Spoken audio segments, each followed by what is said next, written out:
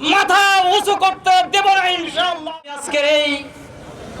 এই বিক্ষোভ কর্মসূচি থেকে দুটি কথা আপনাদের সামনে বলতে চাই।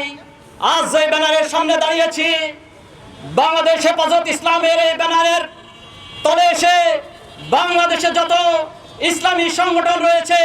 প্রত্যেক সংগঠনের সমর্থনে আজকের যে হিজবুত তাহরির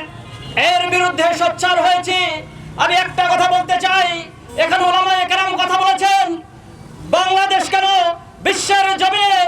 আল্লাহ রাসূল আল্লাহ তাআলার যেই দিন বাংলার বিশ্বের জমিনে প্রতিষ্ঠিত হয়েছে, দিন ইসলাম, যেটা কোরআনের কানুনের মধ্যে ঘোষণা হয়েছে,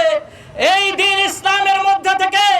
কাফিরি কুফরি মতবাদ নিয়ে যারা এখানে ইসলাম প্রচার করার চিন্তা করবে, আমাদের গায়ে রাজশাহীর তৌহিদি জনতা ওলামায়ে কেরামের গায়ে এক বিন্দু রক্ত থাকা পর্যন্ত রাজশাহীর জমিনে কোন হিজবুত তাহরির কোন কুফরি সংগঠনকে মাথা ছেড়ে দিতে দেব না, মাথা উঁচু করতে দেব না ইনশাআল্লাহ।